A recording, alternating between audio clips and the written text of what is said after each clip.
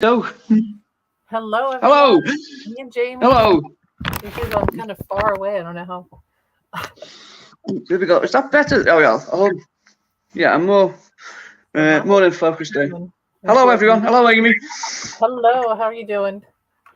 Yeah, You're I'm talking good. about Yeah. your writing gig. Maybe I'll put this up here. I don't know if that helps or not. Do you have a so you Oh, have a writing gig and you have yeah. maybe an audition. I don't know. I probably won't say. Yeah. You have other Okay. things. Yeah. I'll talk about the writing thing first. Basically, I've just secured this job completely by fluke as a film critic for a magazine in England called Infinity Magazine, which is a nostalgia-based genre. It looks back on Mhm. old sci-fi stuff. And this month, my article on Robin Hood, Prince of Thieves, and the Robin Hood franchise is being published. And as Amy alluded to, there after, funnily enough, Amy, sorry, I keep getting. Funnily enough, I shared last when we did when we recorded last week, I shared that on Facebook, and my agent watched it later on, and it was actually because you mentioned this Beatles project that Sam Mendes is doing, Mhm. and he said to me, he said, "I'll get you. I will guarantee I can get you an audition for that."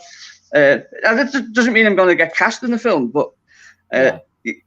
he's often said if like the right sort of John Lennon project or Beatles related project comes up, he would get me an audition for it. So, I mean, I'm probably a bit too old now to be playing one of the four Beatles. I imagine that they're going to cast in this project. They're going to cast someone and keep it throughout the sort of the four films. But like, there's an abundance of cast. I could play like Alfie Lennon or people like that, So I'm going to go along with that, like just to see where it takes me. Also, we're going to cheat a little bit because we're gonna film. I'm gonna record myself doing stuff, but we're gonna actually go to like Menlove Avenue and the Cavern and all that, just to give the audition a bit more kind of authenticity to it. I mean, So it you might can just do edge me so closer. you do a video audition.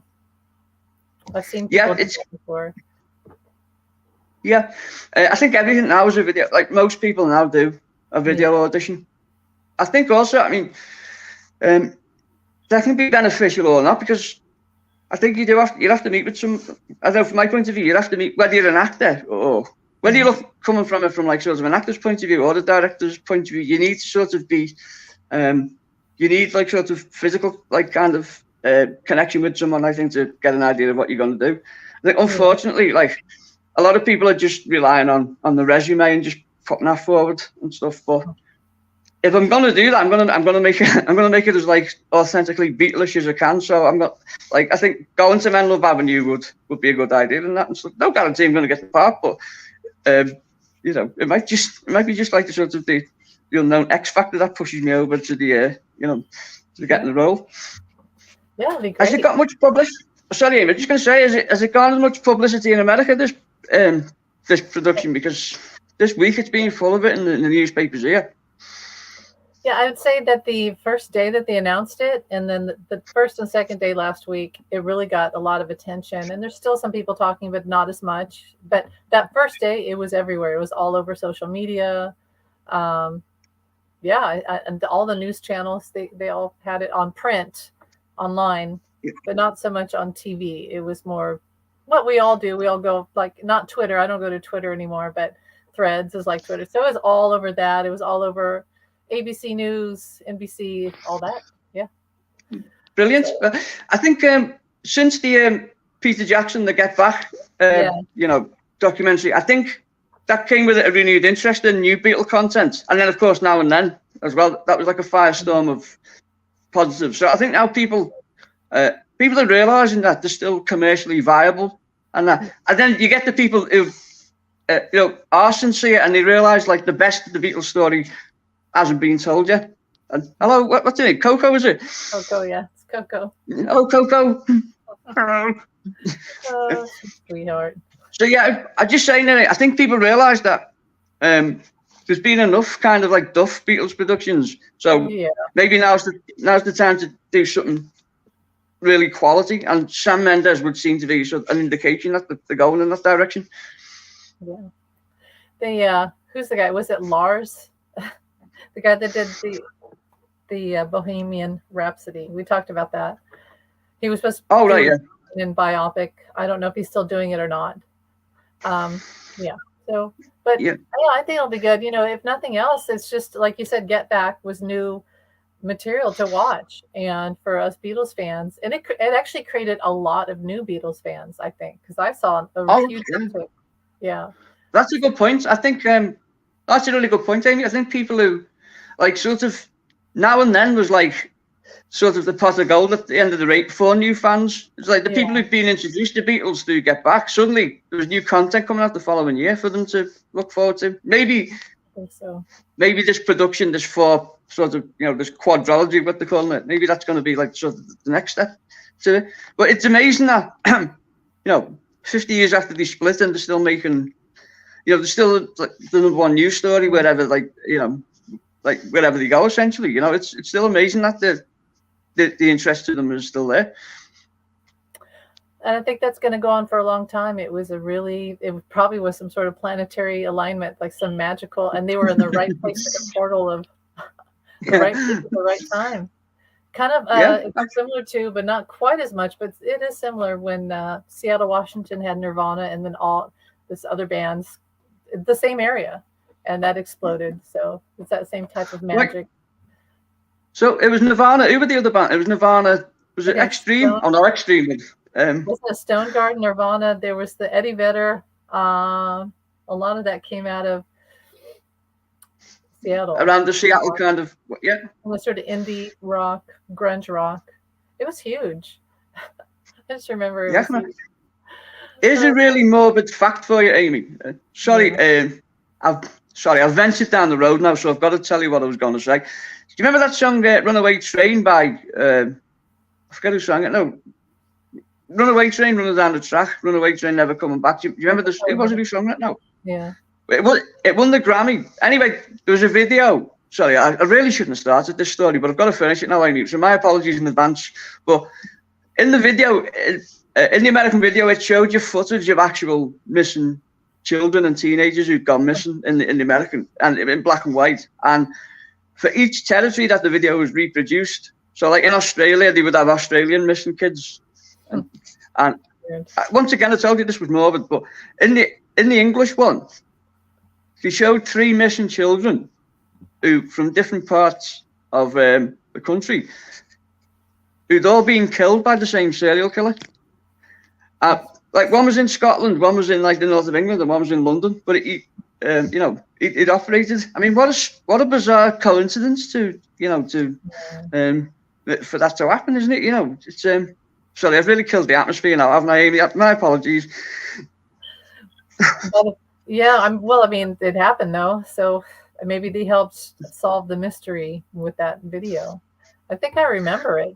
I don't know. I've got Coco is very itchy, so Coco, I love you, but my gosh, is she molten? Yeah, I think she is, because I'm petting her and hair's just getting on my nose. It has been warmer. It's been cold these last 2 days, but before that it was in the 70s. So right, yeah. So maybe snow on the way then, maybe, because that normally happens here. If it's cold then it goes warm. It's normally a sign that there's snow, isn't it? On the way. So we did have a little bit of snow. Yeah, it was weird, but now we're heading back up into warmer temps. So, well, you talk about that morbid thing with that video. I saw the other day that they're going to sell a bullet that killed John at auction, and I think, well, why would they do that? Why isn't it just left in the criminal files? Are you still there? Am I here? Are you still here? Uh-oh.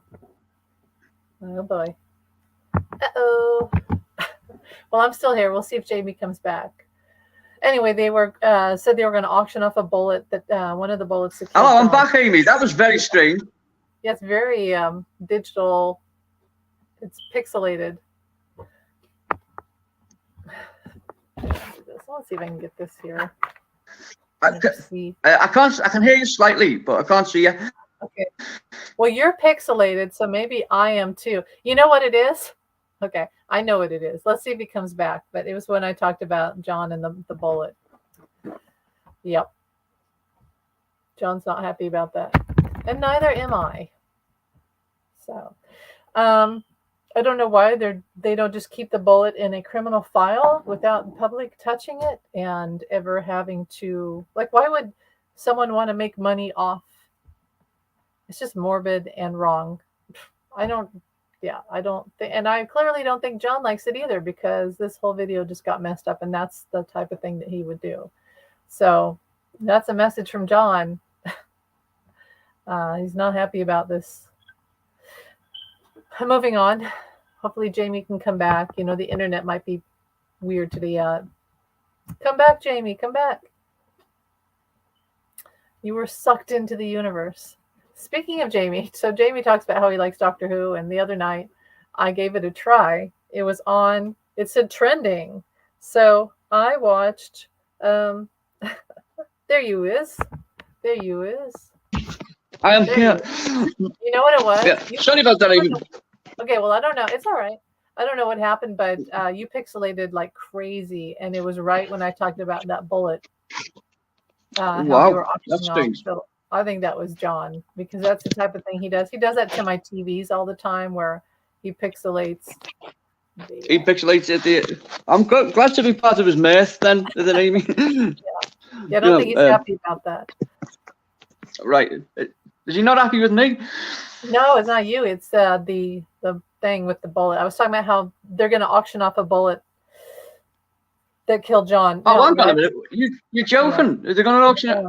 I missed this bit, Amy. So they're auctioning off a bullet. Yeah. Go on. I missed the story. So what involved in John's assassination? Yeah, I read it the other day. Oh. So, and I think I left an interesting reply for but good. Yeah, it should be kept in the criminal files. It shouldn't be touched by other people. It shouldn't be idolized or glamorized.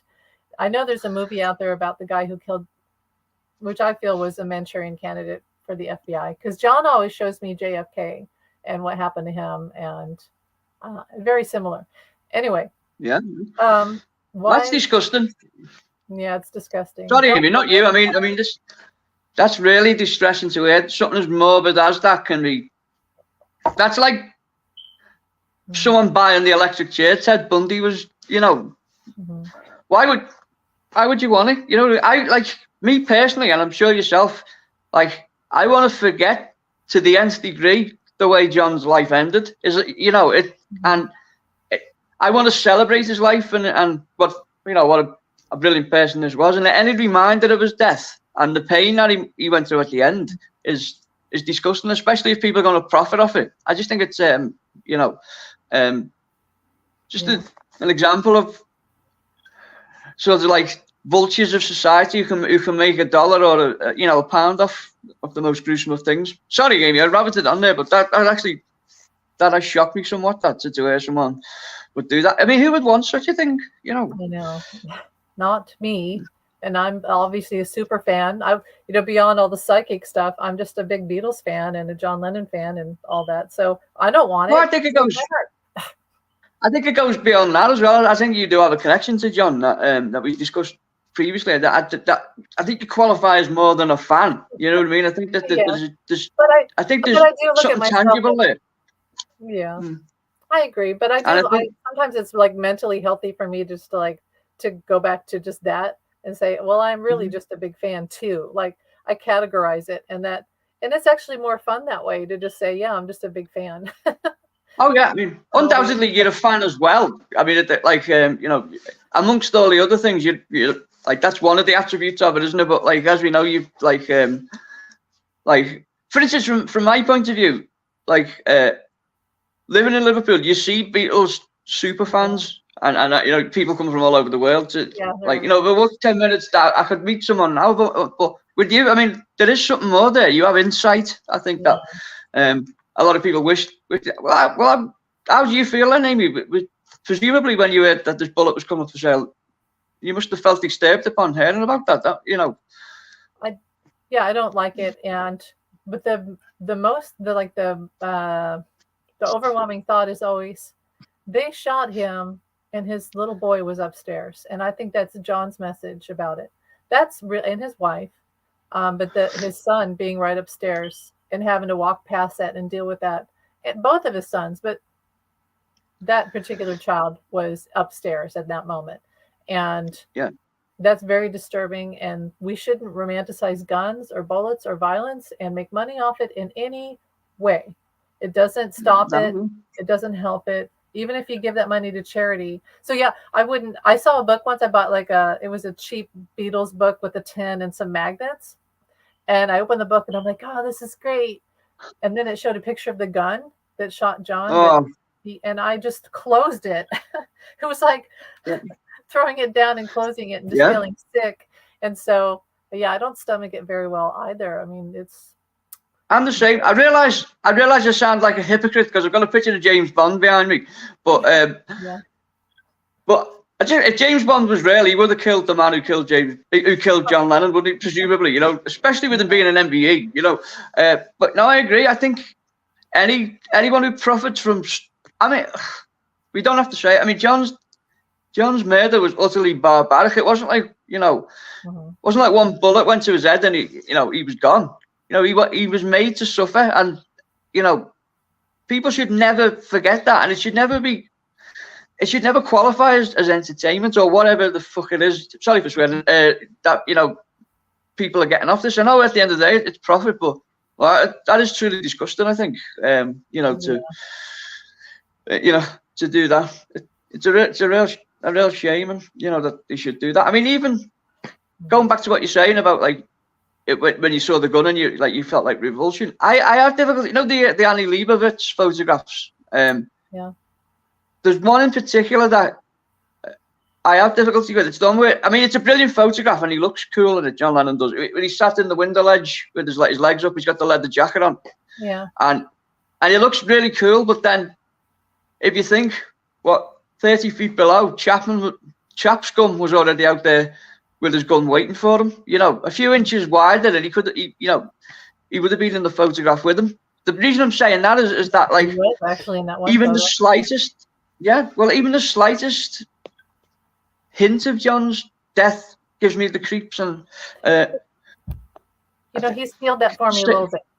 He's healed that, and I know this is the weird thing, but the whole thing with Somewhere in Time, he often shows me, because I have that book on my desk that's always there. And before I had that book, and I've had that book quite a while, and I had a music book, and so I had to cover a larger, and it's the images that she took before that morning. And Somewhere in Time, you know how when Richard walks backstage and Elise, and they take the snap of her, that's like that picture of John to me. And so even though, and that was their last day together or whatever. It's weird. I'm getting weird here, but that's what he showed me. No, I don't think it's weird at all. So those pictures, they're precious. I don't think it's weird at all, Amy. I understand what you're saying. I think it's a connection to you. Yeah. So, but it's sad though, and you're right that, like, the irony. What I don't like is that picture that someone takes of him signing the autograph on the album. And the guy that took the picture, I'm not a fan of either, because he was literally stalking John a lot at that time. So that energy around John there was a certain energy, and people would not give him the peace that he deserved or needed. And then to be a sitting duck, no security. I know we always talk about John, but whatever. We have this connection. We're on this topic. So, but the fact that he didn't have security, but not only that, the way that they wouldn't let him out of America, and then well, it was they were controlling him essentially by making him think he was free, weren't they? You know, and he was you know, all right, he wasn't physically shackled, but that, like, metaphysically he was in a sense, you know, for a million different reasons. He felt like he was, you know, or he was kept there, and you know, and I don't know, I often wondered about things, you know, like the sailing trip that he took a few months earlier. I often wonder was bad vibes circling him then, you know, or like the thing that happened in South Africa, you know, when he was nearly mugged in South Africa, wasn't he? Because that's in this book I've got, which I'll send to you, Amy. It's called John Lennon 1980, where it talks about when he went to South Africa, and he was supposed to have security at the hotel where he was staying, but the they mistook him as a vagrant because he had like long hair and a beard. And basically, there was 5 South Africans in his hotel suite before he could do anything about it. And he complained to Fred Seaman that he said he felt like that was more than a mistake. John said to him, he felt like, you know, they were going in there for some reason, you know, and it just makes you wonder what exactly was going on, you know, and everybody wants a piece. Yeah. It's like that story where he's in the helicopter with the Maharishi, and the Maharishi says, "Oh, look, they're all pointing up at you." And John's like, "Why?" And he said, "Because you're like a star, and if you die, if we were to crash, they'd all get a piece of you." And so it's like that, you know. It's really what it was. Everybody wanted to see him, touch him. Yeah. Well, that was it. In a way, I suppose people did get a piece of him in some fashion, didn't they? You know what I mean? You know, to satisfy their own. Sort of, how can I say it? Like, well, you know, he became like we say, you know, when people say he died, it was a good career move and stuff. And yeah, it's awful. I just think a horrible. Just think of the career he would have had. You know, we were only halfway through his sort of his career, as it were, and just think, you know, what masterpieces we missed out on. And yeah. Of course, Amy, you can listen to them anytime you want because of your insight. So, see, that made me sad. But you know, and this is so egotistical. He actually said this to me the other day. And mind you, I don't hear John. I get messages. Sorry, I wasn't making fun of it. I didn't mean to diminish your talent. No, but it may be because the other day I thought about that too, because we've talked about it. And he said to me psychically, very clearly, he said, "I work with you." He said, "I'm working with you." And I am, yeah, all the things I've written and whatever. I feel egotistical when I say that, so I don't. But that's what he said to me, and that made me cry a little bit. So, well, my connection to him, yeah, you know, I've heard her worshipped in Mind's Eye Life and that, but I never felt like I've never felt like I've met him until when I first met you. And I think you did though. He said he got the message to me that if I was messing you around in any way, or if I had ulterior motives in any way, that he wouldn't stand for it. And then, but he also told me not to tell you that. And I told you on one of the live shows we did, and I heard him saying in my ear, "You soft twat," like you've gone to give the secret away. So that's how I knew it was authentic. But I also know that he's concerned of it, and I didn't mean to diminish by saying that you can speak to him and you can hear him and stuff like that. It's a connection that you have with him now. That's unique and it's brilliant as far as I'm concerned. Yeah, and who knows why? You know, we are all. But I always feel like whatever you're drawn to is what is part of you. So when we deny it and we say, "Oh, like this can't be," then we're denying a part of ourselves, and there probably is a lot of past life. I know that it's past life stuff. So it's all right. It's all good. It's like some people love Marilyn Monroe and they talk about her all the time, or, you know, other stars. Well, and they are kind of like stars. Like David Bowie showed me that celebrities are like stars. People look up to them and want to be them, and it's, you know, has that energy. So. Do you know what would be good, Amy? If you want, you should tell the story about Errol Flynn that we were discussing yesterday. Okay. That's an interesting one to discuss, I think. And you know, like, well, it was you that told me, so you can tell the story. Well, let me preface it by saying that I do have, besides John's like different. John's different, but I have had a lot of psychic interactions with. Well, like Peter Tork was from the Monkees and recently the anniversary of his death and birthday came around, and it reminded me of that beautiful winter and spring when Peter Tork and I, he sort of showed me that I had intuition and all that. Anyway, Peter Tork, Rick Nelson, Andy Kaufman, and others I've had communications with, and they're kind of like friends to me. It's weird. But okay, so Rick Nelson, his daughter Tracy Nelson told the story on Celebrity Ghost Stories about how he bought Errol Flynn's house in probably Hollywood, and then proceeded to have a downgrade of his life through drugs and addiction and things like that. Yeah. And then she's had many scary experiences in the house, the Hollywood house, of ghosts, things like hearing things crash, like hearing things hit walls, and then she would walk out. There's nothing had happened. Creepy. Yeah. It's creepy. And other people would say, "I'm not going in that house with you." Like friends would tell her, "I'm not going in there." And then Yeah. when her father died, it really stopped, and they sold the house anyway after he died. And so there must have been a connection between Rick Nelson and Errol Flynn. Now, Errol Flynn, you asked me about Errol Flynn and Robin Hood. Yeah. And I said, well, it was more like Robin Hood wasn't a real character, but Errol Flynn was like the real Robin Hood. He was a trickster. Yeah. He had a lot of issues with sex and drugs and all that. And he was so handsome. Like, he was devilishly handsome. And Rick Nelson was devilishly handsome too. I don't know. There's a connection there. Definitely some haunting things going on. And then I'd say so. Yeah. It's kindred in the weirdness, isn't it? It's like, it, like similar path that they were on maybe, and that, and of course the way Rick Nelson died, it was you that said about the plane, wasn't it? When he said, remember. See, to me, that's kind of like a Mandela effect moment, because I thought he died. Did he die in a plane crash, or was it drugs or heart? Yeah, no, he died in a plane crash, but he was terrified of.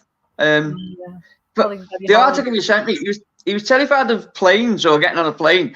But then for some reason, like the last 6 weeks of his life, he started drawing planes and making models of planes, and it became like an obsession with him. And then for him to die in that way, weird circumstances. Was Errol Flynn in a lot of plane? Was he in that Wings? The old silent movie Wings. Was he in that, or he was mostly? Yeah, he was in Wings. He was in and I think he made Captains of the Clouds was another one he made, where he was like he was in aviation. Okay. And so Howard Hughes is kind of Errol Flynn like in his it makes you wonder. I think Howard Hughes maybe looked up to Errol Flynn and wanted to be like him on or the idea of who Errol Flynn was. Yeah. Well, interesting. It's there's something to that. There definitely had a connection, and it does seem like maybe Errol Flynn was trying to warn Rick Nelson of, hi, Taro Your Way. Hi. Let's put it. Hello. Hi, Taro Your Way. Hello, Taro Your Way. Hello, Taro. How is it pronounced? Is it in America? Is it Taro or Taro? It's both. I've heard both. Yeah. Taro. Yeah. Very precise about these things in England. Yeah, it's tarot. Of course, it's not tarot. We'll take questions. Yeah. Well, hello anyway. If anybody has questions, go ahead, and I've got some cards here, and but yeah, we're kind of talking. Jamie and I will talk a lot about music and the Beatles, but other things, acting, movies, things like that, and pop culture, as it exists. Okay, well, I'll ask you a question then, Amy, because the the crux of me review that was published this week was on Robin Hood. Yes. Have you any intuition along those lines about where the legend came from? Was it an actual person, or have you ever felt anything, or have you ever seen anything that aligned you with that? It's more like the energy of all. It's more like the energy of all the sort of. I remember I wrote ne'er-do-well, which I don't use that phrase very often, but the ne'er-do-well with a good heart, wanting to, and so it was more like an energy. Like a lot of writers pick up things and intuitively, but maybe not realize, but they create it, and that's why whatever. It kind of reminds me of Santa Claus. Santa Claus is kind of a rebel who would go into people's houses, so that he called it crime, right? But had good intention. Now, was he a real guy? Maybe or a collective of, Well, that's a good point. If you were going to create the Santa Claus legend now, it just wouldn't work with it, because the idea of someone getting into your house like while you're asleep is kind of you'd be shot. To go back to the in most cases. Yeah, exactly. Yeah, and the reason I asked that was about Robin Hood. One of the things I was keen to get across in my article. Sorry, I don't mean to keep plugging that, Amy. I know there's nothing more.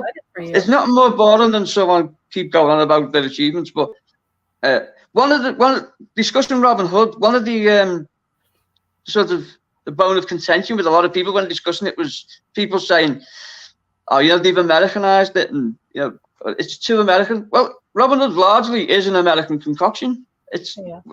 it's very Hollywood, and like the things that we know and love about the legend now, it's the work of Hollywood producers and writers and directors and actors as well. It's like mythology that's been utilized by Hollywood, and it's been put through sort of like the Hollywood machine, and that's what we're familiar with now. That's why people say you can't get an American to play Robin Hood. Well, he never actually existed, or he never existed in the form, like we know him to be. So therefore, anyone can play him. Yeah, it's almost like a fairy energy in a way. But you know who I thought of when you start talking, and I think it's connected to Errol Flynn but mostly Errol Flynn. Who's the guy that played him, the British actor who died, and he was in Brokeback Mountain? Who's that actor? Heath Ledger. Yes. Heath Ledger, and he died kind of a similar thing. So there's a connection there too. Point. I really think but yeah, I do think it's more of just the energy. I really do. It's almost is like a very like a sprite, like a forced sprite energy of. Yeah. Maybe not. I know what you mean. Yeah. Well, Shakespeare was influenced when he did the Midsummer Night's Dream. I mean, that was going to when he started writing that Shakespeare. It was going to be his version of Robin Hood, and it eventually morphed into a Midsummer Night's Dream as we know it. But characters like Puck, and he has that energy, and he is sprite-like in the way you just mentioned, and that kind of thing. And it's amazing how like you can, like something starts in one area and then it ends up somewhere completely different to what was intended. Uh-oh. That's funny. Okay, so Santa might be in danger here in Texas. Breaking and entering an open carry doesn't bode well for a milk and cookie thief, even if they drop off gifts. Yeah. Oh yeah, that's good. Yeah. Yeah. Or the animal welfare people would be on hand to take the reindeers in before he could get out of the house. I presume, especially Rudolph with his red nose is clearly on cocaine. So I think people will have something to say about that. You know what I said? Because Rudolph was on at Christmas, and even though I'm too old to watch it, but and my daughter too, because she's 19 now. Can you believe that? I can't believe it. Anyway, I said, you know what? After all these years, I just realized that Rudolph was autistic, and his parents tried to hide him and everything, and he was autistic. And then Santa comes along and says, I'll use you for. It's strange. Do you know, an autistic Rudolph, that's the most Monty Python thing I've ever You've really tapped into John Cleese or Graham Chapman there, I think, maybe. But no, it's true, isn't it? His parents shielded him from the other reindeers, and, it's a good way to look at it. I once said in school once, I nearly got killed for it. It was in a religious education lesson. I said to the teacher, I said, have you ever considered the possibility that Jesus was schizophrenic? Thinking he was the Son of God, and hearing these voices, and oh God, you would not believe the trouble that could. It was. I wasn't suggesting he was schizophrenic. I was just, like what we consider to be schizophrenia and stuff. The person who was Jesus, maybe he had some kind of personality disorder, and it really offended people. Like, but then again, people get offended over anything, don't they? So. I'm open to things like that because we're human, right? And there's a lot of us have gone through. A lot of people who are intuitive and psychic have it's a little bit like being schizophrenic. A lot of people who end up in therapy hearing voices, they actually are intuitive and they just don't know how to deal with it. But so who knows? Isn't that I don't know for sure, but isn't that one of the reasons why Scientologists are not in favor of psychiatry, basically, because they say that they receive things intuitively, and a psychiatrist would say, no, you're ill and you have to go on this medication to stop it from happening, whereas within their beliefs it's wisdom that's being kind of handed down from wherever, and it's at odds with, not that I don't want to besmirch the idea of Scientology, because enough people do that, but it's an interesting way of looking at things.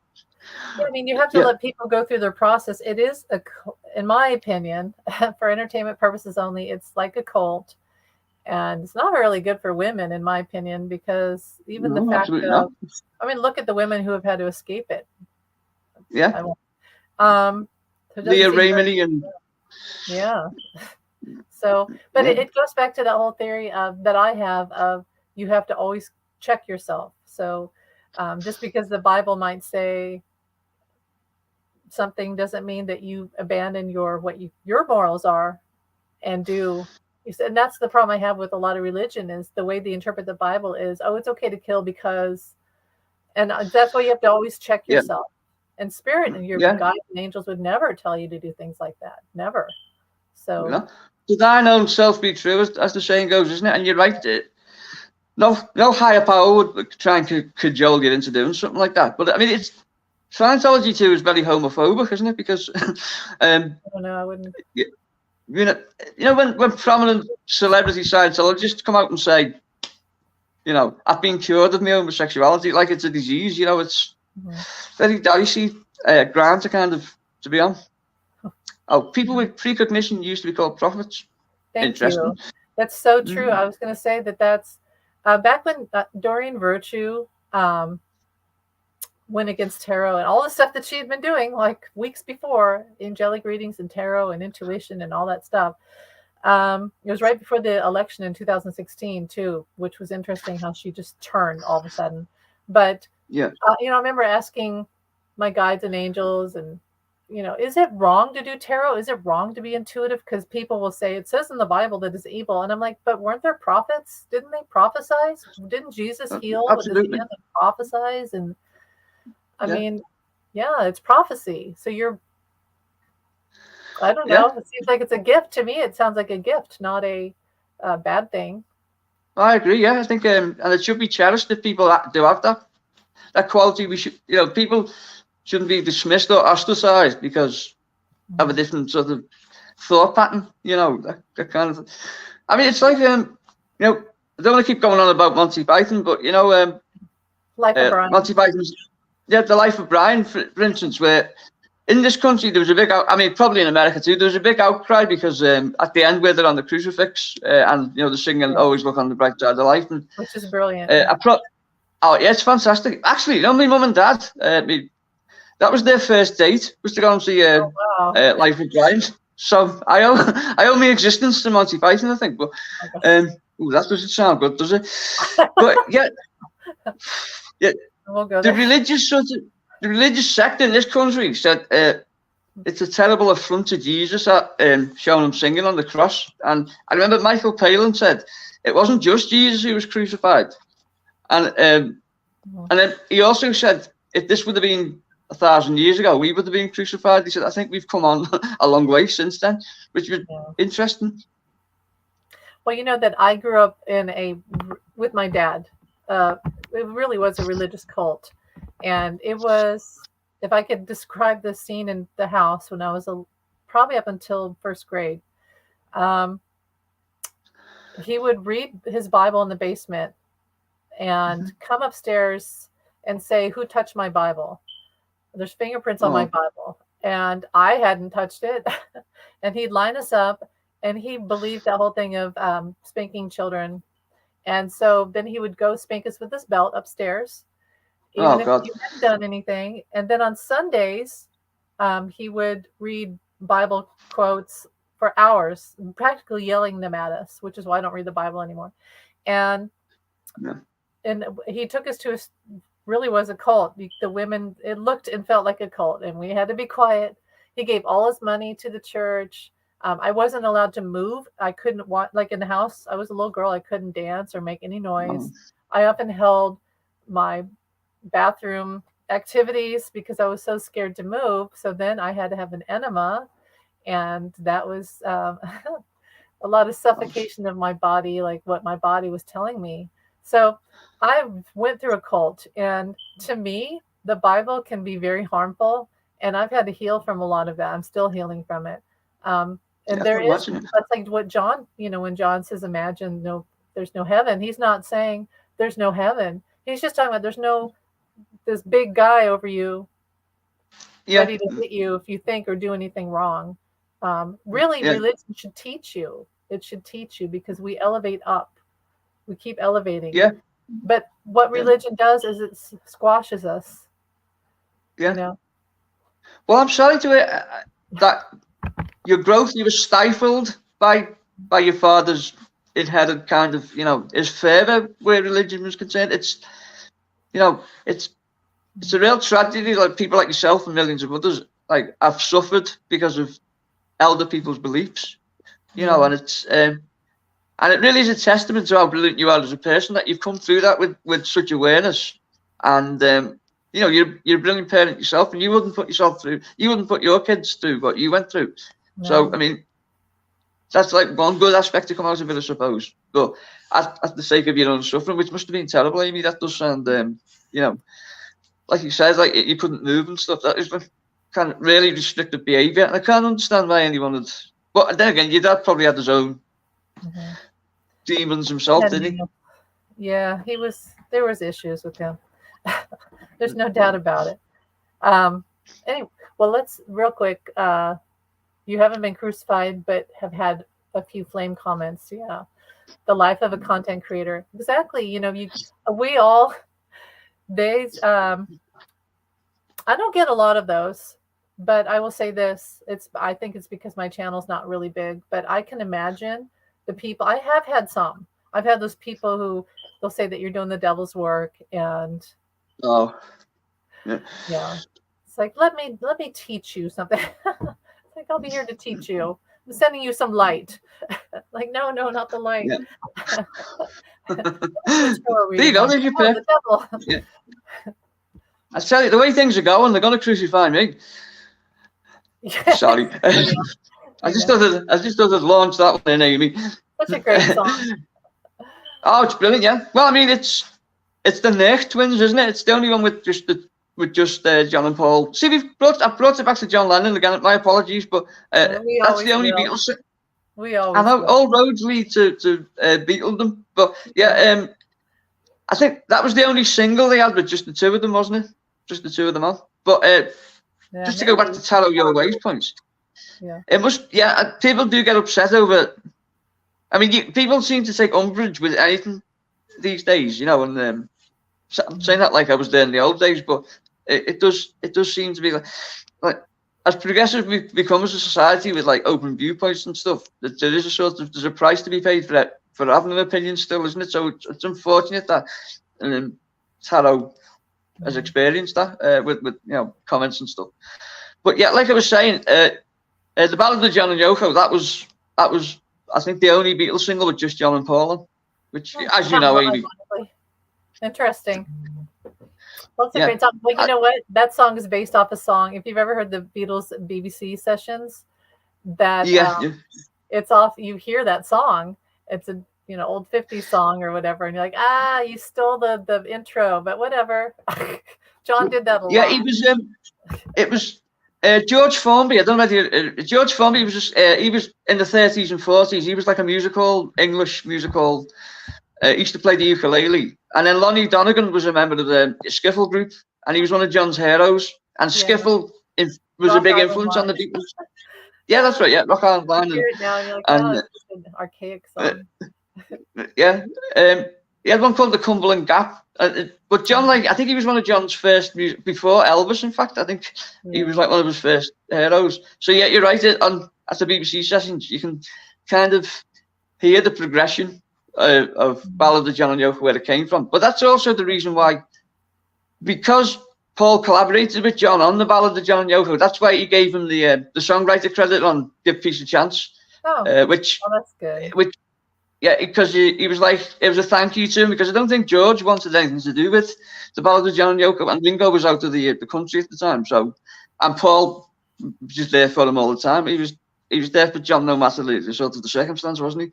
So that's why you give him the credit on Give Peace a Chance. Sorry, I'm rabbiting on again, Amy.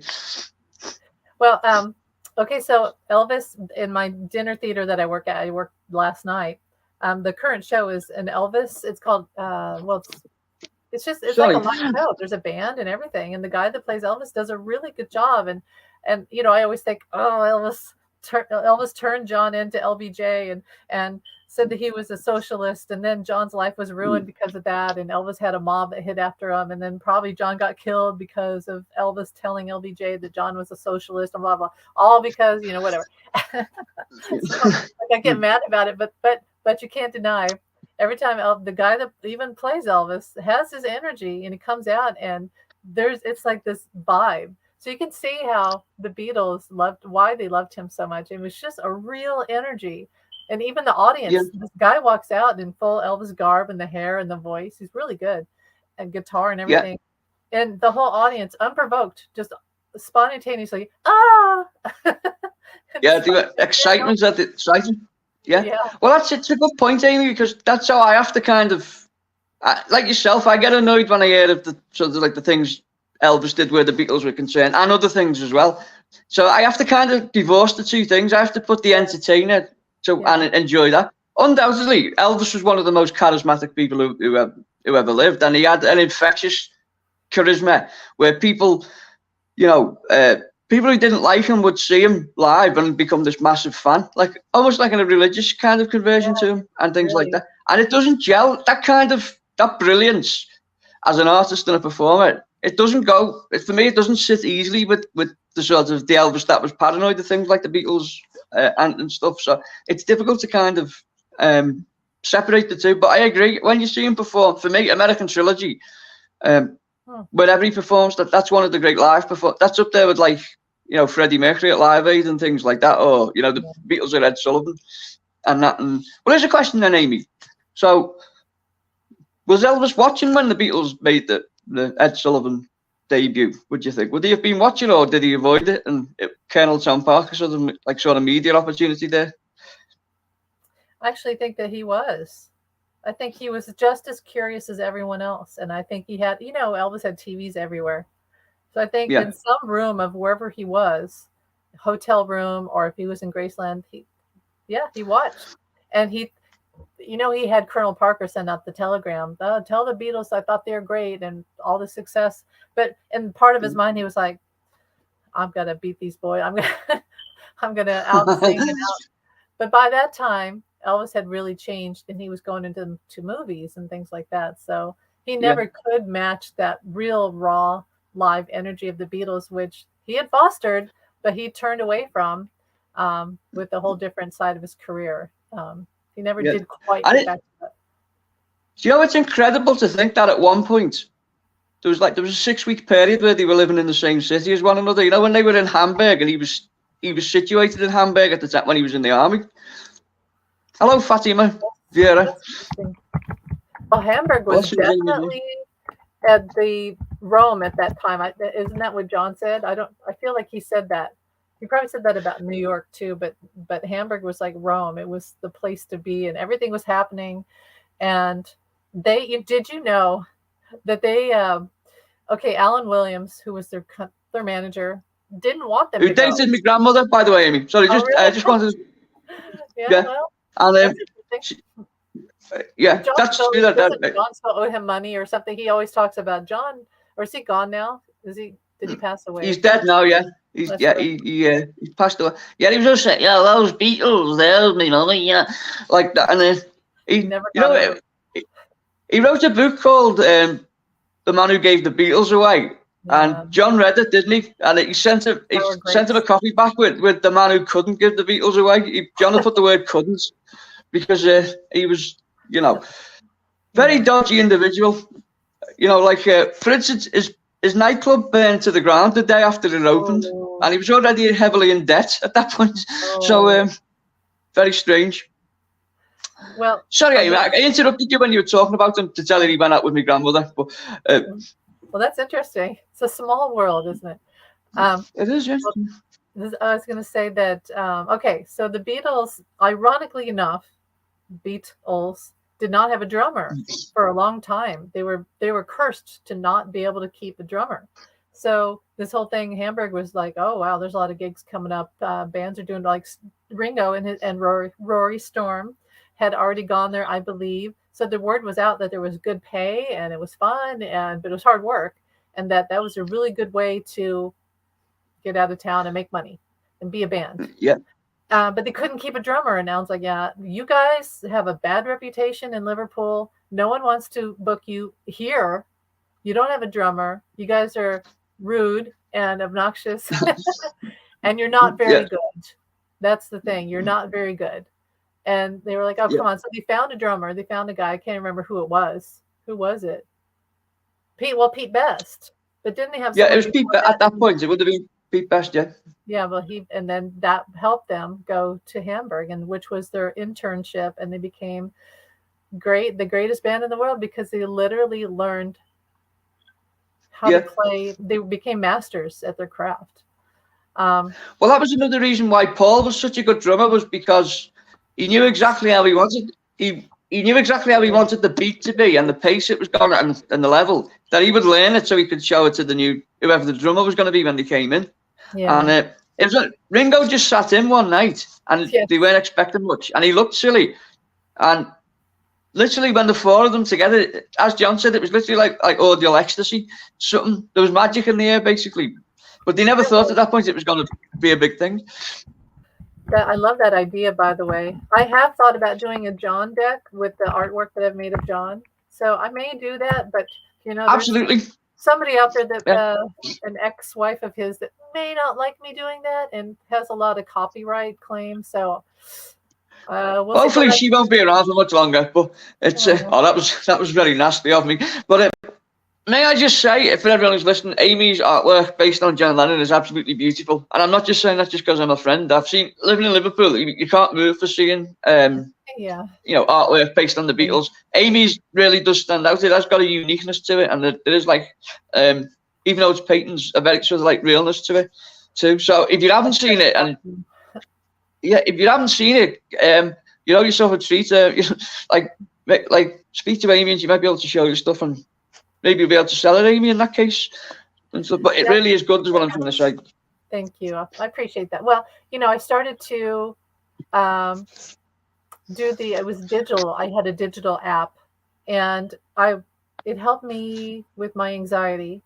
And I noticed that as I did it, my gifts had blossomed, but it helped me calm down.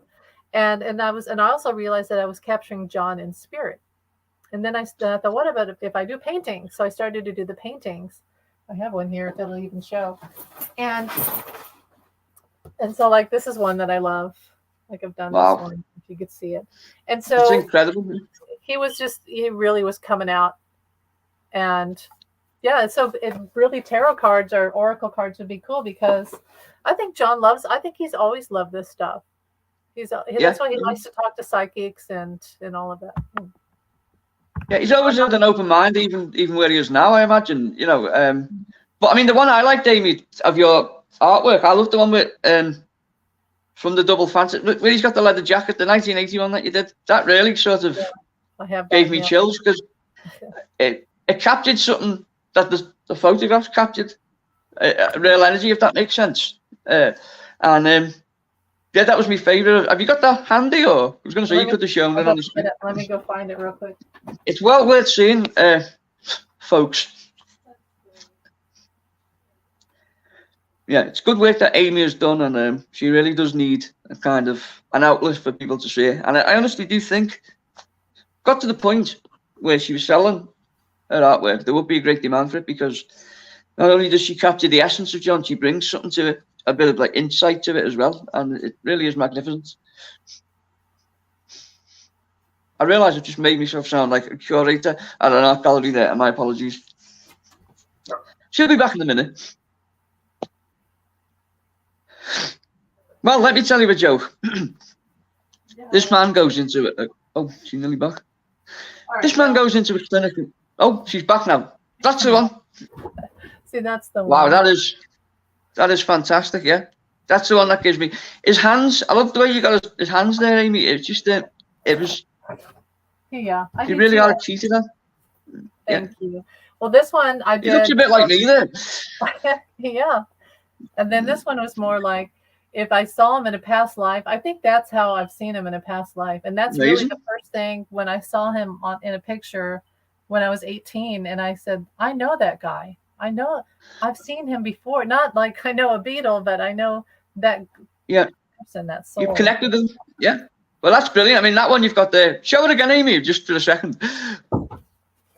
He looks very sort of Regency, amazing, Victorian type of.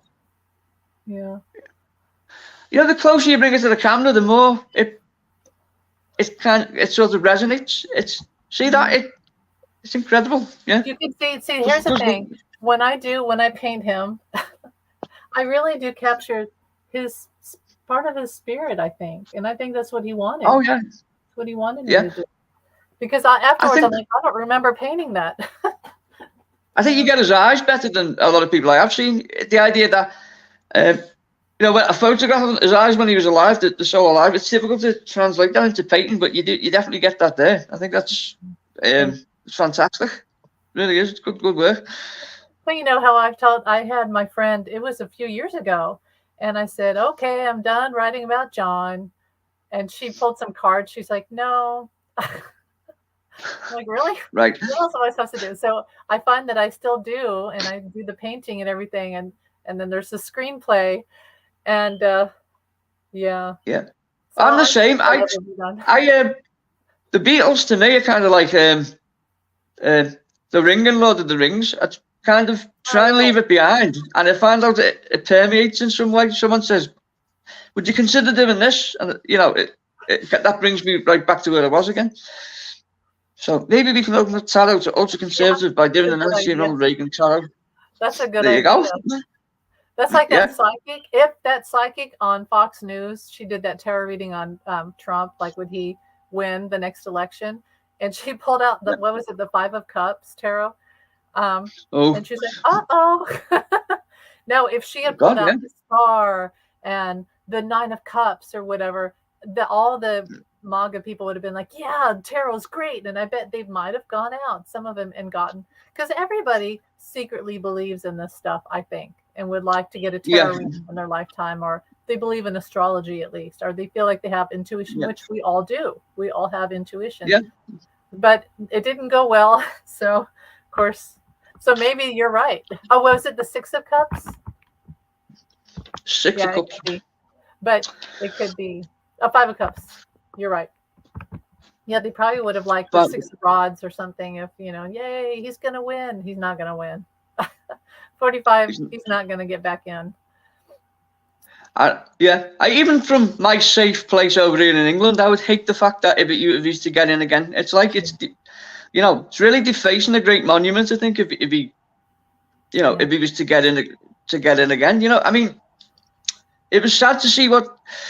Pre-COVID, it was sad to see what a farce it had become, and like for all that kind of, the idea that some English people think that they're better than America or whatever. There's still people who in England, I'm one of them. People who greatly admire America, want it to be this bastion of everything that's right in the world, and to see him, this clown, getting headlines for saying utter ridiculous things and manipulating the media to his own gain was really horrible to have to live through and to be a part of.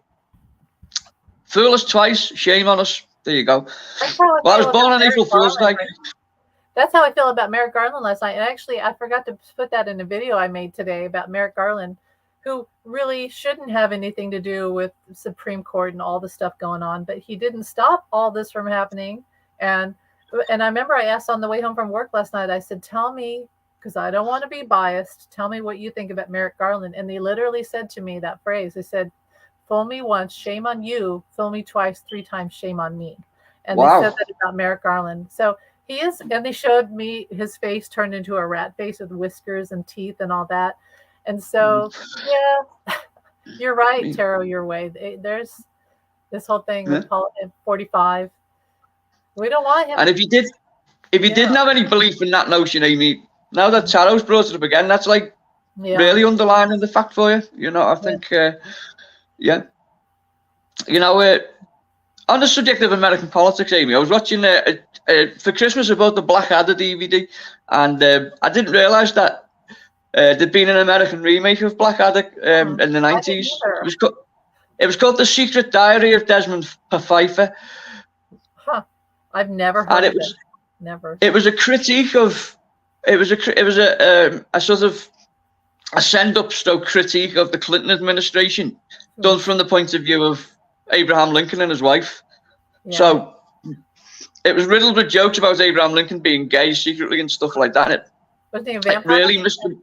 A gay vampire. Oh, exactly. Yeah. Gay vampire. Yeah, and it was. I think if you're gonna sort of, even from my point of view, like from over here in England, I think if you're gonna send up one president, I don't think Abraham Lincoln's the person to do it because he's held in such high esteem, isn't he? And by voters, whether they're Republican or Democrats. I channeled him. Here's what's weird. Okay, so 45. He doesn't do it as much as he used to, but for a while there, he was sort of using Abraham Lincoln as, he would love me and I'm just like him. And it's like, oh God, oh my God. He lies so much. I mean, he just lies as he breathes. And Abraham Lincoln was known to be the honest Abe. And I urgently felt the need to channel Abraham Lincoln. And he kind of told about his life, and he had depression, really bad depression. He said, I am like 45 in that I had a drug problem because I was so depressed. And you could see in his face, his face just got so aged and hollowed. And then he had his children passed away. And anyway, but then he showed was that due to stress of, sorry, Amy, was that primarily the stress of running the country then, was it? That's a Lincoln. That was the key factor. He had depression. He had like bipolar, and then so it was a chemical thing in his body, and then he had in life events, and yes, the stress of being a president. And he said that, there's this point, it was after Helsinki where 45 was with Putin, and he said, I don't know why he would help me win the election. He told me he didn't do it. and then 45, we were like, don't let him back in the country. He's a traitor. And they let him back in, and he goes in the White House, and there's some sort of press room thing, and the lights flicker on and off. And I was like, Abraham Lincoln and John F. Kennedy and George Washington did that. I remember they did that. They did that. Yeah. Well, hopefully, I mean, you would hope, wouldn't you, that they're able to manifest in some way to stop. But like you said yourself, he's not going to get in. They have. Do you think? Do you think so? He's not in the White House anymore. So yeah. I was a lot. One of the things that alarmed me was he did an interview for BBC. In sort of like the middle point of his presidency, and the interviewer said to him, "How would you like to be remembered?" And Trump said, "I'd like to be remembered as one of the great wartime presidents." Yeah. Why would you want to be remembered as a wartime? Not even a good one. Why would you want to be remembered as anything to do with war? It's was that 45? And then he said, "I'd like to be remembered. I'd like to be remembered as one of the great wartime presidents." And you think, no, you surely he wants to be. He had someone nominate him for the Nobel Peace Prize, and I'm like, make up your mind. What do you want to be? And, do you want to be? Yeah. In his blinkered view, he wants both, doesn't he? He wants someone who avoids war, and yet someone who's this great warlord. The man is ill. That's the best way to look at it. Oh, sorry, tell me, for the low price of 100,000, you used to be able to sleep in the Lincoln bedroom at the White House. I would do something like that.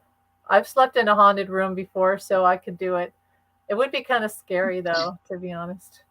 I've slept in Menlove Avenue, as I told you. Oh, really? That's right. When I was taking me GCSEs, I used to wander there at like 3 o'clock in the morning for some reason. But here's a question then, Amy. What are Lincoln Logs? Well, based off of, and I've been to Lincoln's childhood. Well, it was a remade of his childhood home, and I believe it was Illinois. We had a park, and then you walk through a forest up to a log cabin, and it shows the original hearth and everything. And so Lincoln Logs are like those literal logs that have the chinks in each side, and then together, and then put plaster inside or clay or whatever. So that's what they're based on. Right. I've often wondered what they were.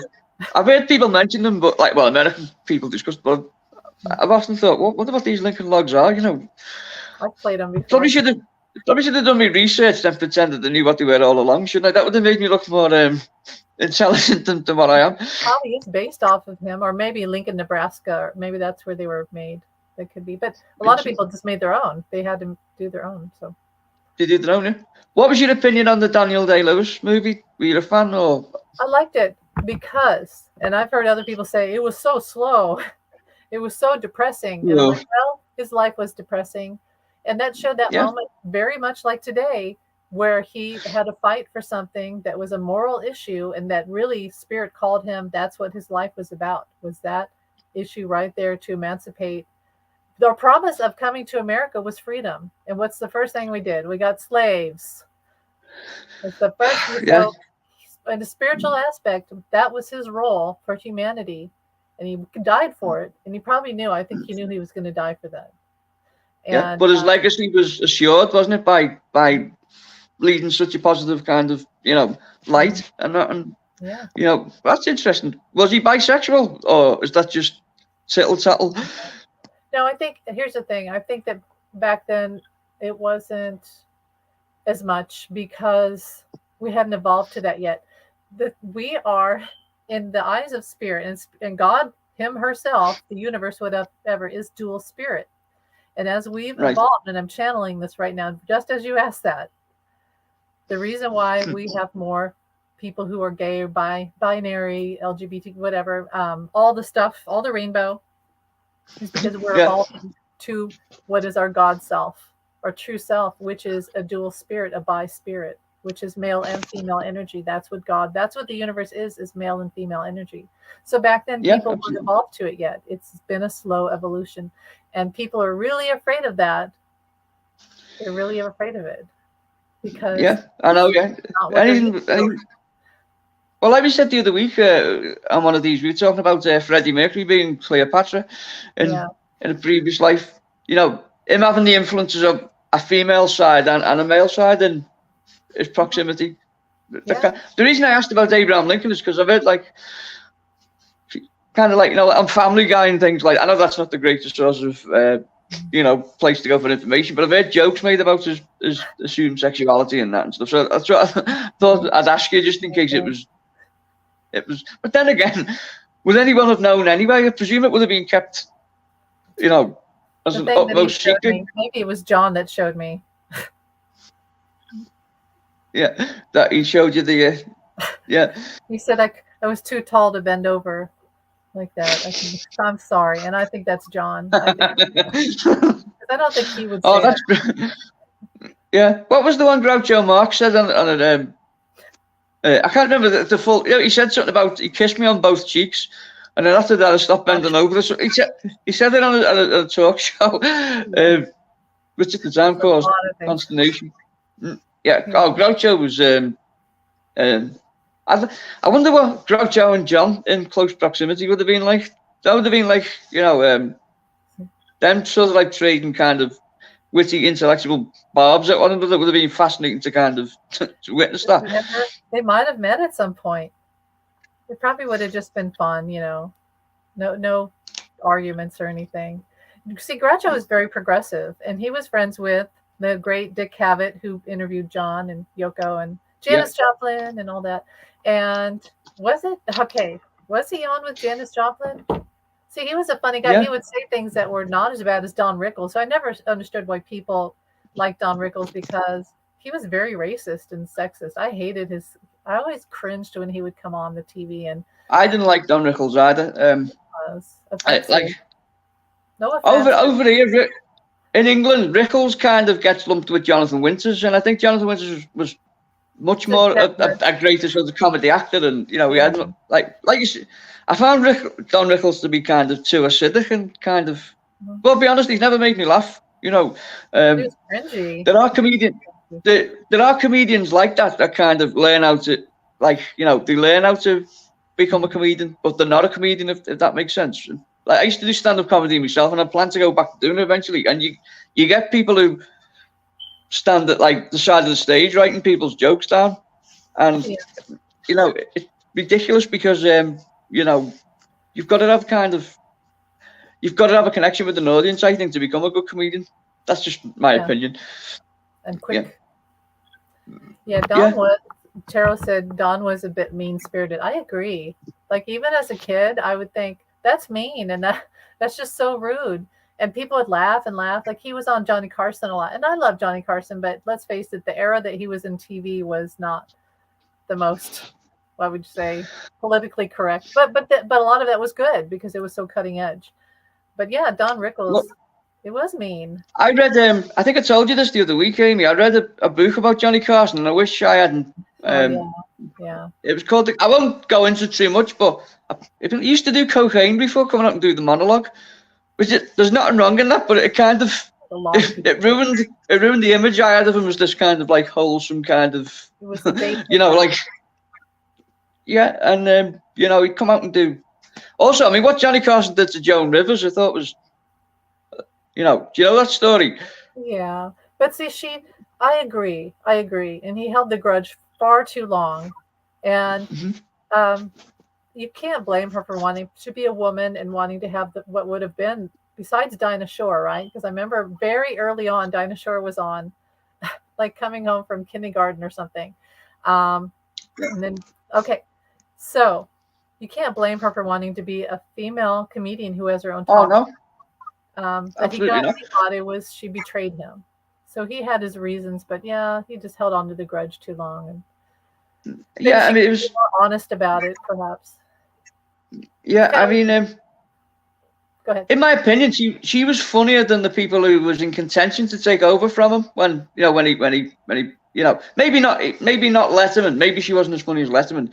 But I mean, that's a really convoluted, horrible story. What happened to David Letterman as well, isn't it? When basically he followed Johnny Carson for 9 years, and the Tonight Show should have been his, but because of behind the scenes meandering and double deal, and Jay Leno got the job, and it was basically he got the job because it was a question of money. He'd been put on a retainer basically, and if they didn't give Leno the Tonight Show, it would have cost them more than paying David Letterman. Also, Letterman had become a victim of his own success.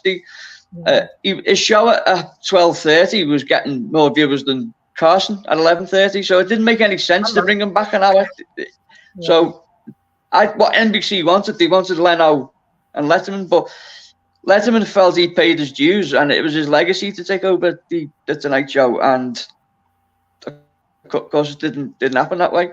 But then the interesting thing, isn't it, is that Letterman beat Leno, I think, every night for about 3 years until Hugh Grant got arrested. He got arrested, and then the tide just turned, and then I don't think Leno lost. But then what Leno did to Conan O'Brien was unfortunate as well. I think it was, literally stabbed Conan O'Brien in the back. And he took the show back from him. Sorry, I'm going on again about inane show as factoids here. My apologies, Amy. Well, I love the David. What was it? Late Night, right? The late. Yeah, late night. Just Late Night. I love David Letterman. I love that show so much. He would do these skits where he would go into New York, and this is before he did this was when he was on NBC, and he would do little skits in New York where he would have a camera focus on an apartment across the way, or a building, or someone down at a fountain, and then he would have someone go down there and talk to them, or have his mic projected, whatever, and it was hilarious. I remember my brother and I would laugh so hard at that, and so it was really original. He had a cast of characters on the show. Chris, who's the guy that's on Schitt's Creek, I can't remember. Oh yeah. Well, anyway. I know what you mean, Chris. Yeah. Yeah, he was in Cabin Boy. Chris Farley. No, not Chris Farley. He was the. Yeah, we could see his face. He'll come back to me. He was hilarious. Anyway, but I didn't want him as a viewer. I didn't want him to take over the Tonight Show, and I didn't really want Conan to do it either. It didn't feel right either time. So when they got rejected both times, Conan and David Letterman, I remember thinking, well, I'm secretly happy, even though I feel really bad for them. But all they're going to miss is the money. But their comedy was better on their own TV shows, and it got better again on their own TV shows when they moved on. So David Letterman moved to CBS, and his show turned into it was like Saturday Night Live. He had the same cast of characters as Saturday Night Live, the same vibe. Yeah. And he would have the greatest musicians on the show. Like one time he had Bob Dylan on a live show. Right. And continued to have, I found so many bands that I loved by watching David Letterman, because he had a really good taste in finding, kind of like Ed Sullivan. And he was in the Ed Sullivan Theater, ironically enough. So Chris that's Elliott. Right, isn't it? Yeah. Thank you. Chris Elliott, yeah. Chris Elliott, yeah. That was it, yeah. Chris Elliott. Chris Elliott was the guy under the seats, wasn't he? That was his the Fugitive guy. He used to do this recurring sketch where it was a parody of the Fugitive TV series where he was getting hunted by a one-legged. See, me just saying that doesn't sound funny at all, but Chris Elliott should have been, he should have been like much bigger than what he was. I think, he was like true sort of comedy talent there, but yeah, I agree with what you're saying, Amy. Like, you were happy where Letterman and Conan were at that time slot, where at the 12:30 time slot, you didn't want them to sort of come down a level to, so much more original and off the cuff. Like, David would go through Taco Bell. Have you ever seen that? And maybe it's an American thing, but I love that. So he just annoys the hell out of them, and then he's like, "Oh well, it's David Letterman." So I've seen one where he's working at McDonald's, and people are doing the drive, and he's saying that you hear him like burping, and he says, "Sorry, I've had stomach flu for the past week," and people not realizing it's him. You can see them getting upset at like. He was just in Britain, of course. Strange thing about it was it went out as late night, but it was shown at 12:30 in the afternoon. Oh, they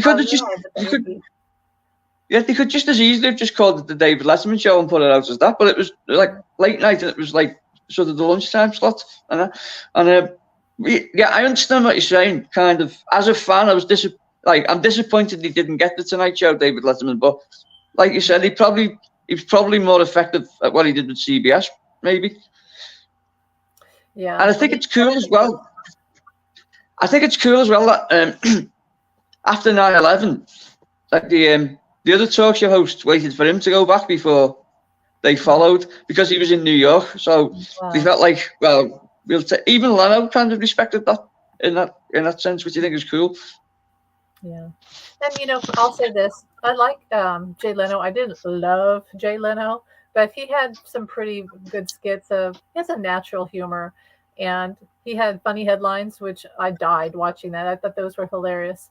But just on a natural, really, really funny, the kind of humor I like, it's more like Conan O'Brien and David Letterman.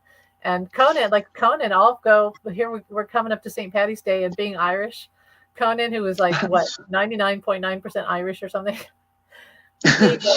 He did a skit where he went to a Catholic school, an Irish. Now it's turned into a dance studio or something. And there was a bar on every floor. Anyway, that you have to watch that skit. The funniest thing is just his lives, where he would just go out. Then he went to one of those. Have you ever seen those American Girl dolls? They're kind of creepy. You ever seen those creepy dolls? Yeah, I know what you mean. Yeah. It's so funny. I would just die laughing over. That's my type of humor. I love it. So. Yeah, I love it. Conan O'Brien was off the wall, wasn't he? And he was irreverent and kind of quirky, is the word they used for Conan O'Brien. And that, of course, at the time, Amy, did you watch the Chevy Chase show? Because that was the big flop, wasn't it? That was like. I think I saw 3 episodes. God. Yeah. Okay, real quick. 23andMe has it 90 or 70% in the end. That's wrong. Like, you need to get your money back. How rude. Definitely, yeah. Yeah. I'm probably like go through the Scientology route with that one, Taro. I think I'm so you watched 3 episodes. French. Oh. Go ahead. No, keep interrupting you, Amy. Go on, carry on.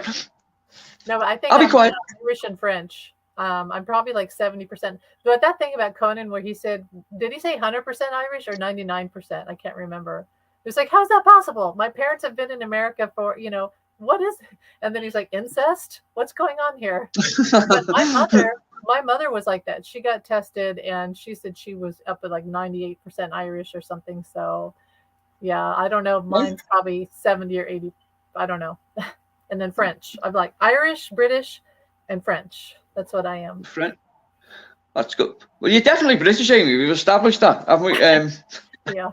On more levels than one, but I think I'm nearly 100% Scottish because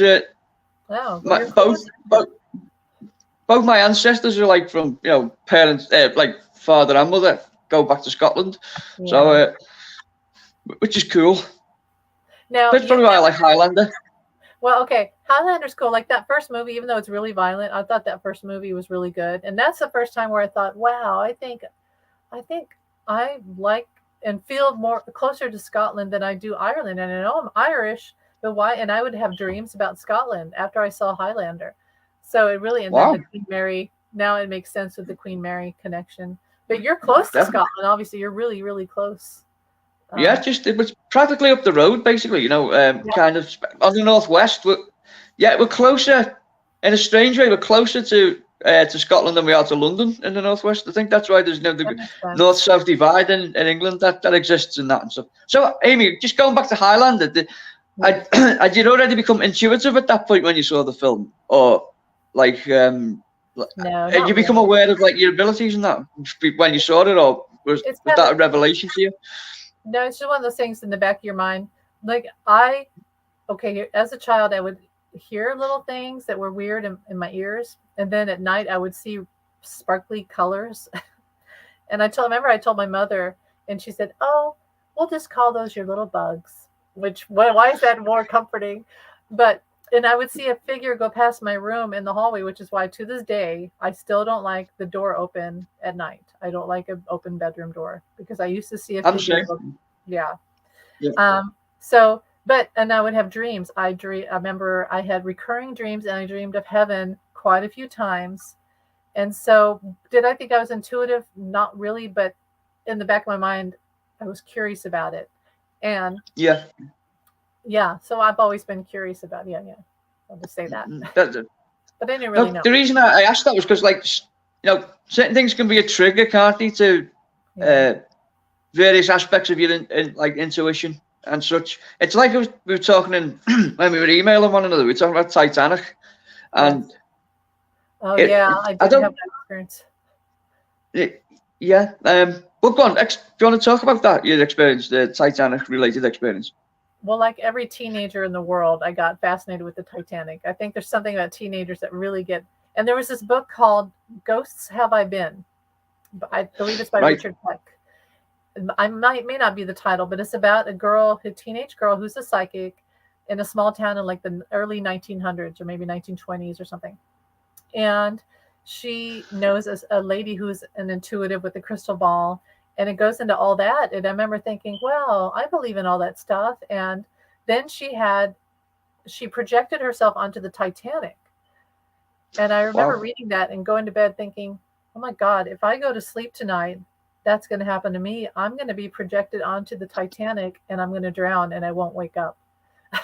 Wow. And so that's the first time where I thought, what is going on? Oh, see, I think this is more intuitive and empathic. The thing with Anne Frank, I was same age about. The first time I saw that movie about Anne Frank, The Diary of Anne Frank.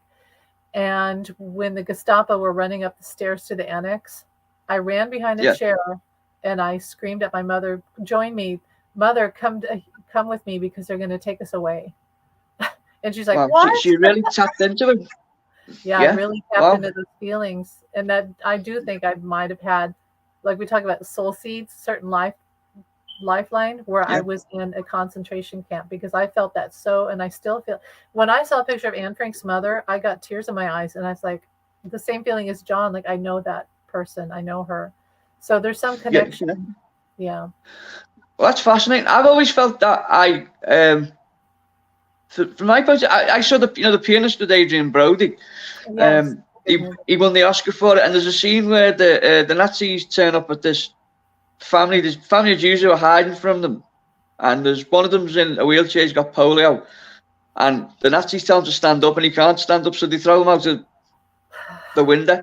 Yeah. And that was so familiar. I knew what was going to happen as soon as that scene started. I knew exactly what was going to happen. I couldn't explain it. Whether that was intuition or I'm tapping into something familiar there, like you're talking about soul seeds and that. But I knew what the outcome of that was, and I'd never seen it before in any other production. I'd never read about it. Yeah. But it just shows you what an utterly barbaric, and it's within touching distance that of now, isn't it? It's not like it's 1,000 years ago. It's less than 100 years ago. That's what But talking about the Titanic, I used to. I mentioned to you in the email.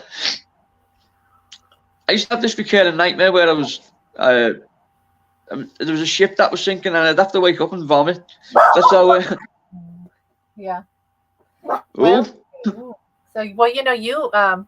Okay, so you live. That's a really weird sign, Amy. It could be. You live in the area of the White Star Line and where the Belfast. Okay, they built the Titanic partially in Belfast, but partially in Liverpool, and the White Star That's Line. right. Yeah. So, and you probably have Yeah. family members like John and George had family members who worked on with the White Star Yeah. Line. So, Yeah, and shipyard, you're probably connected. I mean, I'm sure you've had. Have you ever been in the shipping? Like, have you ever worked in? Oh that? yeah. Yeah. I've there's the museum as well. If you ever come to Liverpool, there's a good place for you to. Well, you will come to Liverpool, won't you? But when you come to Liverpool, that'd be a good place for you to visit. But I mean, the other one, is the other. It's not spoke about much nowadays, but the one that I feel more connected to is actually the Lusitania, which was interesting. Which was actually on its way back to Liverpool when it was sunk. There you go. And there was actually photographs of it sinking in Liverpool that were destroyed in World War II when they were kept in, I don't know, an estuary or whatever, like, a gallery or whatever that was bombed in World War II, and they were destroyed. And the negatives have never been found, so we've never been able to reproduce the image. But I think I did have relatives who died on the Lusitania, but I found that out after going through these experiences, and maybe that's a connection to that. I don't know. That's the thing, is that whenever I've had like visions or something of the ship sinking, it's always been in the daytime, which the Titanic was obviously it was in the middle of the night, but the Lusitania did happen in the afternoon. So I think I've got a stronger connection to that than Titanic. Well, yeah, and you asked about in the email because of there had been a full moon. See what the full moon did to the Titanic. So did people see it sinking? Yeah. And I said that I got the impression that the children did, because they didn't have all that chaos of, oh, my stuff is, and all my life's ruined. They had more of a focus. Oh my God, look at that, ship's going down, and their eyes probably were better, and just whatever. And so I got the impression the children saw it sink more than the adults.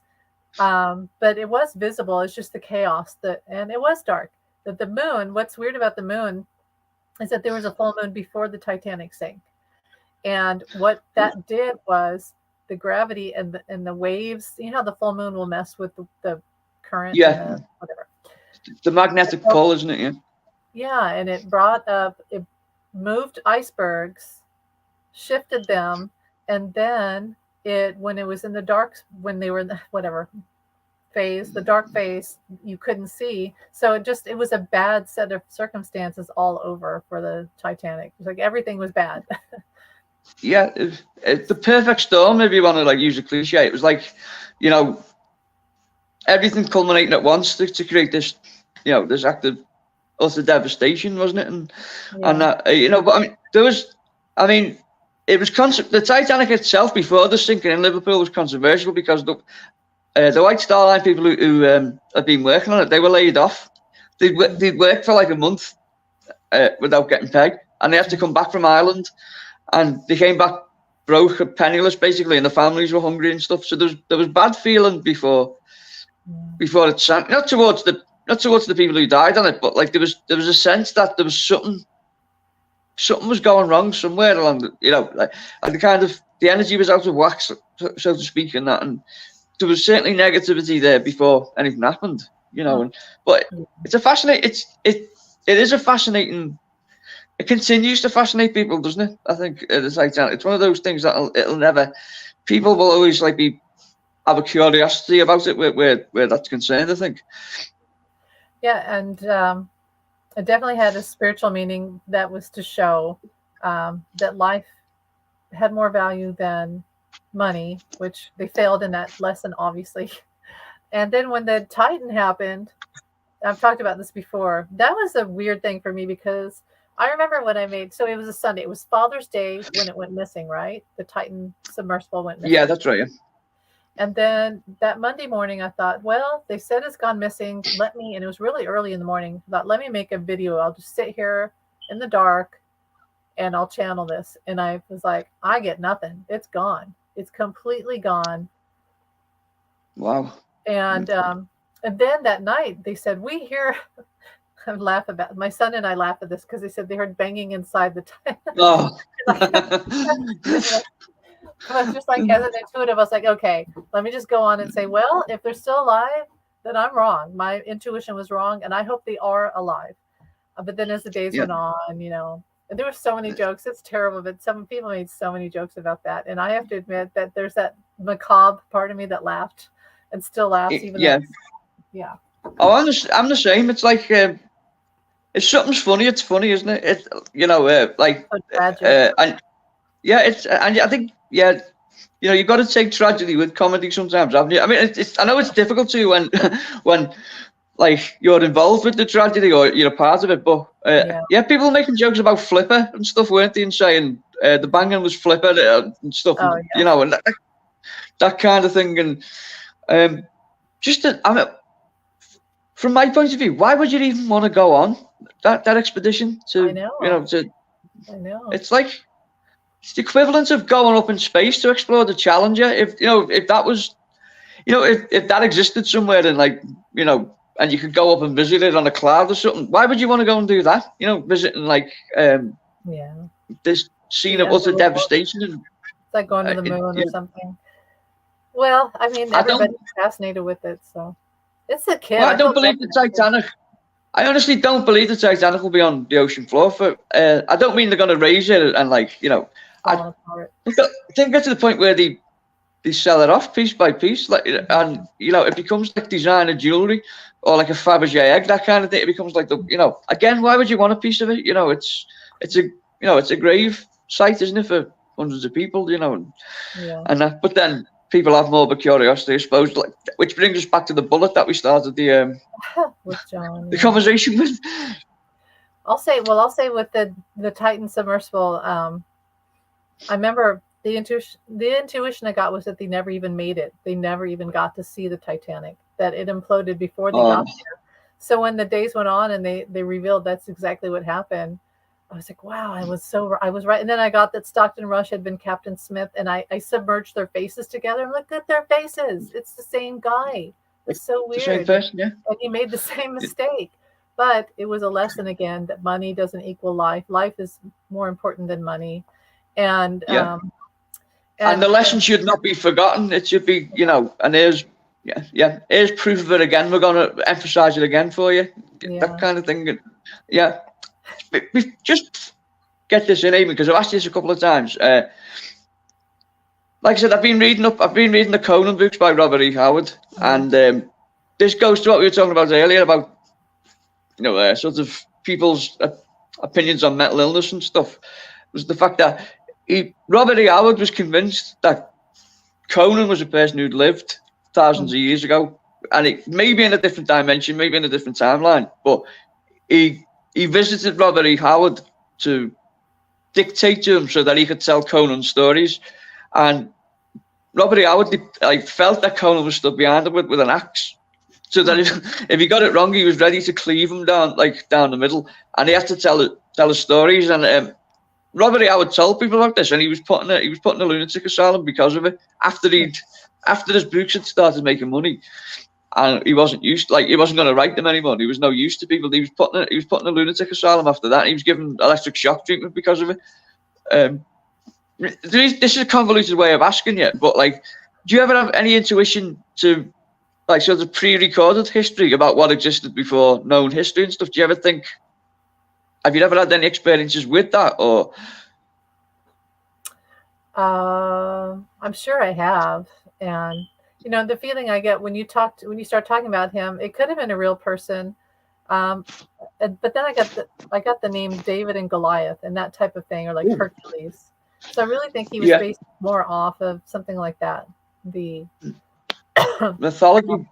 Yeah, some big, super ultra human, like Superman. And I don't know enough about Conan, so I wish I could. I think that's why I haven't answered it yet, because I don't know enough. Well, Barack Obama was a big fan. He did this book that I bought. He did the forward and the afterward. Barack Obama was a big fan. He's a big collector as well, apparently. He spent there you go again, Amy. Yeah. There's something in the ether waiting to get me, I think. Okay. And I'm on live. Well, yeah, we're probably about done. But yeah, I mean, I heard psychically David and Goliath and Hercules. So I think it's based off of that type of, and then Rambo. So there's something to course. that where it's the superhuman, the guy that's, more powerful than anyone, and that type of ego, our ego, what we want to be, So it's more like So he his tapped ego. into that. Maybe it's Yeah, his that father. kind of Did he have daddy issues, the writer? probably. I think most people have, haven't they? Who get to that level. Yeah, you could be right there, and yeah. So he was tapping into that kind of the idea of the sort of, like you say, kind of. Like That's the strange thing about it. Yeah. Conan is actually a villain, but and he's intended to be a villain, but he's portrayed as like this heroic, because the media doesn't know how else to present that other than this kind of like, square-jawed, masculine kind of heroic type. Can you hear that, Amy? Can you hear those bangs? Oh, No. silly. Is the type Bizarre. I know. Strange. Maybe I'm inside the submersible now and I haven't realised it.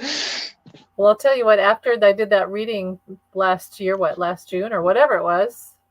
Yeah, whatever it was. That's when I started to have weird stuff happen in my house, and I swear it has something to do with that and the Titanic itself. So I've had more orbs and weird things in my house I can't even explain. And they've happened now when we're talking about it as well. So it's clearly think to that, yeah. Something's clearly trying to get through, isn't it? On some level, it's going to be fascinating to find out what it is. Yeah, I'm going to have to do a reading on the Titanic and the Titan again, because there's clearly I'm supposed to talk about that, and I put it off for a long time. Okay. Well, when you plan to do it, I'll visit the museum because it's only about 10 minutes away. Maybe I can bring some stuff in to enhance it. Hello. It's Miss Julia. Hello, Julia. Another cat. Yeah, we have cats everywhere. I don't Fabulous. have all the cats in the world. You hear him? Okay. Andrew Lloyd Webber's house. He hears them too. See, I think it does have to do with the submersible. And just yesterday, I posted it on my community page where they played for the first time ever. So they're like, why would we hear this if it had already imploded? Well, this one lady who's a mortician, I remember her saying that in the funeral home, if she's doing people's makeup, corpses makeup, she's experienced a lot of weird stuff. And apparently it's not uncommon for spirit to make themselves heard and known. So that's probably what it was. Right. Fascinating, isn't it, to find it? Like, if they really want to come through and they have a message, they're gonna find a way to do it. Mm-hmm. It's exciting and terrifying at the same time in equal measures. You get a deal with them now. Sorry about that. Exactly. I'll open the door and end up in your living room in some bizarre fashion. Like, yeah. And I'll keep you up to date on if anything happens. Yeah, if we get waterlogged. Yeah. Oh, can I just say before we go, just because I'd just like to congratulate Liverpool on winning the League Cup at the weekend. Yes, that's wonderful. Amy's a big Liverpool supporter, so I'm only joking. But yeah, well, he got red hair, so of course it's 3/4 of the way gone. Also, my agent said that you look like Julianne Moore. So there you go. There's a nice, cool. Yeah, wow. Well, yeah. She's very beautiful and she's a brilliant actress. So there you go. She's a great actress. She is a great. What's that one movie? I've talked about it before, where she's with the guy who's now in the like progressive ads, or he's in the insurance ads. He's a beautiful black man. He hasn't really done many roles after that. What is that? Where her husband is gay, and it's the 1950s, and she has to pretend like everything's fine. Have you seen that? That's a really. Is it the end of the affair? What? Was it the end of the affair? That was a film she made, wasn't it? But the same director, she was in a movie with him just recently in the fall, so I can't remember. But yeah, she is a great actress. And yes, did you see her in the remake of Carrie? That was like that was perfect casting. The film wasn't too good, but what was it? The remake of Carrie that was done with Chloe Grace. No. It was. Well, she was good. She played the mother in that, and that's like perfect cast. The film wasn't as good as what it could have been, but pretty much perfect casting, I think. And of course, she played Clarice Starling in Hannibal too, and she is a brilliant actress, and it's good that kind of. I'm glad she's finally won the Oscar because I think she was overlooked unfairly for a lot of her best work, you know. But anyway, my agent said that you remind him of him, and he could get you work if you were in England. So Well, there you go, Amy. So that's great. John, thank you. It's nice. You know what else I love? The actress I love a lot is Laura Dern, and she plays a lot of really weird roles. And she was in the show called Enlightened. And I remember I was like, oh my God, this show's about me. This is so strangely about me. And at the time I had blonde hair. And the character's name is Amy in the show. And her job is that she becomes enlightened and she wants to save the planet. And she works for a really corrupt organization who's polluting. She finds out they're polluting. And then her ex is an alcoholic and blah, blah, blah, all this stuff. And she lives with her mom, and her mom's really critical. And I was like, this is so much like me. And there's this scene where she goes to get a job at a homeless shelter. And she wants to do something meaningful with her life. And she goes and she's hugged by some of the homeless people, and they put like stains on her shirt. And she had to leave her other job. She said she had to go to the doctor, so she lied. And then when she finds out how much she would make at the homeless shelter, she's like, I can't do it. I can't survive on that money. And she's like, I'm sorry, I just can't do this. And so she goes in the bathroom and she sees a woman next to her who's dirty, washing her hands, and she's got dirt on her. And she sees herself like that's her. And that's it. Well, she goes back to work and her boss says, what the fuck are you doing? You left the job. You lied to me. And they see the dirt on her clothes. And he says, oh my God, were you sleeping in your car? Are you homeless? And she says, what if I was? And he said, well, that would be sad.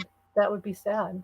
And I just always, that scene has always affected me of how beautiful that scene was and how it portrayed how any of us could be homeless at any time. And she wants to do all stuff for the world, but she can't because she's tethered by, whatever, her life. And I've always loved, and of course that show got canceled, but I always felt like that was a little slice of me. And Laura Dern and I don't look like her completely or anything, but I feel like I have a similarity. I think I've seen photographs of you with the blonde hair and that, and I think you do. Yeah, with blonde hair you do look like it, and with the red hair you look like Julianne Moore too. But yet that does sound like a really powerful. I'll have to. What's it called? Elementary? Did you? Enlightened Elementary. Enlightened. I looked up. It does sound powerful, and I can see. There is a connection there. Like see, you're malleable. Amy, like you can look like Julianne Moore in one instance and Laura Dern in another. I meant that as a compliment. It sounded like That's good. Yeah, I like it. I'm glad Taro heard me bangs anyway. So I wasn't just imagining them. So good luck with that in your house. Thank you. Let me know how the hell that goes, and if you have any orbs or. I'll send them your way. Back and forth. I'm privileged to take on your supernatural influences, Amy, if that's the case. See it as an adventure. All right, well, we'll wrap it up here. And on Tuesday, we have the very wonderful, established couple, the Bookers, Carolyn and Peter. And I'll tell you, for a long time, ever since I read with Allie, and it was a Halloween show, if you remember, and the Bookers were on, and I thought, they are so good. Like Carolyn Booker is very intuitive, and Peter, he's British. And I thought, what a lovely couple. I want to read with, but I could never find their email. Never. I had to search forever to find a way to reach them. Find them. And they were gracious enough to agree. So we're going to go on Tuesday and talk about paranormal, like what we've talked about today. And probably John. I bet John's going to come through a lot and all that. So it'll be fun. Brilliant. I'm involved.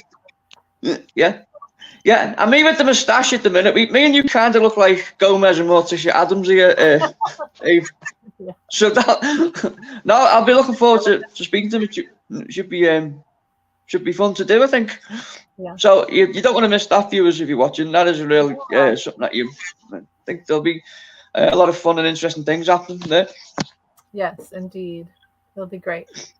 So, all right. Well, Okay, thanks then, for- Amy, I should Thank bid you you. farewell. Yeah, thanks for watching, and thanks for asking me again. Thanks for being on. I appreciate it. It's always fun. All right, bye, Yeah, guys. keep on keeping. Bye. Happy love you. Thursday. Love you too. Bye. Bye, guys. Bye, Jamie. Oh, well, that was good, Amy. Yeah, that was That was good. good.